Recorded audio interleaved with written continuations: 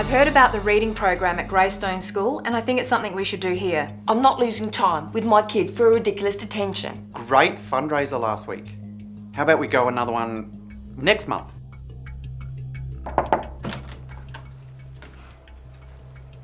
Penny for your thoughts? Thinking about the conversations I'll be having with parents and carers. Yeah, well, good luck with that.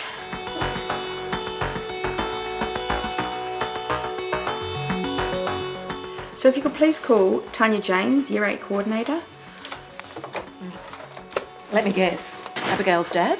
Yes, she's been posting on Facebook again and I really need to speak to him. All okay?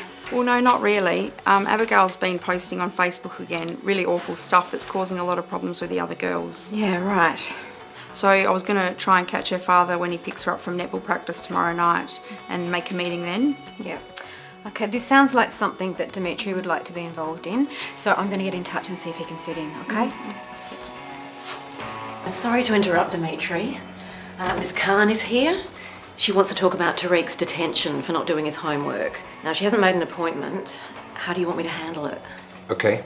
Best ask her to come through, I think. Surely, if things are tough at home, an occasional exception can be made. Tough at home. Told Tariq to tell someone at school. My father hasn't been well, and I'm caring for him. I see.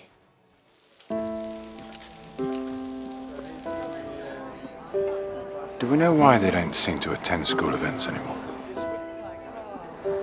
You know, we haven't really looked into it, to be honest. It's not just Abigail, okay? I mean, it's ridiculous. I had to take time off work to be here, so can we make this snappy? Why don't we go into my office and talk about it in there? Perhaps we could have a cup of tea too. Look, no offence, I don't think a cup of tea is going to help here.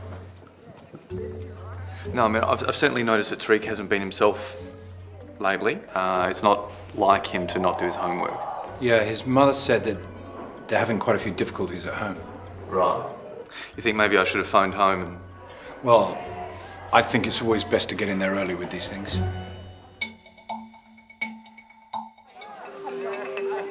I invest a lot of time in getting to know the parents' names, do a lot of reading about our families and our children.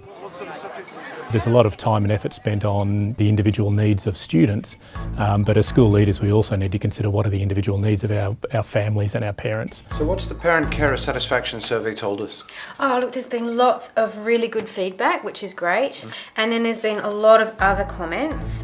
Some of the times that the school events happen don't suit the parents' work commitments. I talk to staff the same way around at the beginning of each year. Form those relationships, those respectful relationships, because they're your best advocate. And there was mention here somewhere, lack of communication from some of the teachers. Interesting. It's around encouraging your parents to engage with their class teachers and grade coordinators or year advisors in the first instance rather than just going straight to the principal. It'd be useful to review all our family engagements. Yeah, I mean, just make it clearer for the staff and for families. Yes. We'll have to think about how we can support our staff, provide some professional learning. Yeah. All members of the school community are responsible for building those relationships. Staff meeting went well last week? Yeah, I think it's much clearer to everyone what their responsibilities are, you know, who and when to report issues to. If all members of staff follow those procedures and practices, I think that gives a lot of certainty. I guess we just have to try out the new procedures. Yes, we've got a review planned for 4 weeks' time. It is about skilling your teachers. Any comments in from the parents' carers survey yet? Yeah, quite a few. We've got Facebook, emails and some written responses. Do you want me to compile them for you? Thank you.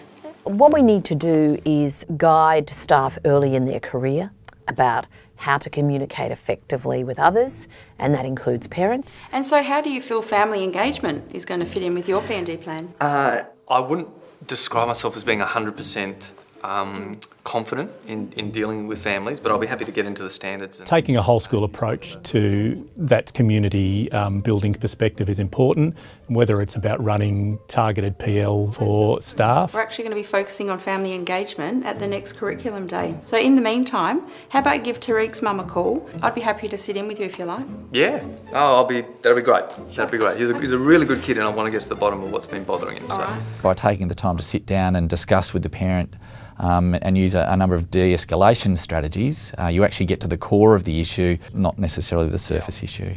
Yeah, well, thank you. Look, I was just calling, hopefully we can have a chat about Tariq and just a few concerns that we've noticed lately. It's really important to actually actively listen to what their concerns are, and not butt in over the top or try and talk over the top or push a policy in front of them, but actually sit and take the time to listen. Well, I'll see you straight after school next Wednesday then. Often it's useful to have a staff member in the room with you.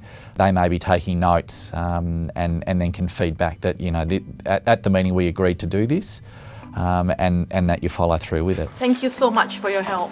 No problems. Look, hopefully these strategies that we've worked out today will work out well, and certainly we'll be in contact with you in the next week or so to see how Tariq's going. Thank you. Thank you for coming in. Thanks. What's really important is that there is follow-up.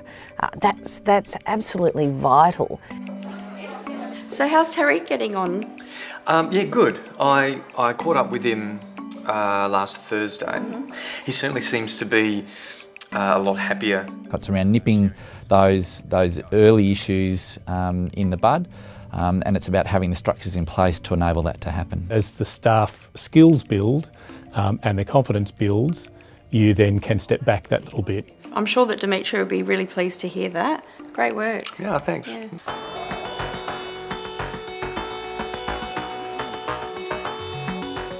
Great idea having a cyber safety session for families. Sometimes you don't get it right, but it's a good opportunity to sit down and say, okay, what could we have done better? Great to see Abigail's dad here too. I reckon that arranging that second meeting at his house really helped. I'm really glad that we persevered. I think that he's starting to see the bigger picture, and I'm feeling pretty confident that he's confident we're not singling Abigail out. That's why I like feedback from our families, because that's how you get better. This stuff isn't easy, but we're heading in the right direction. Maybe you could invite me along to the next session so I can check in? Yeah, sounds good.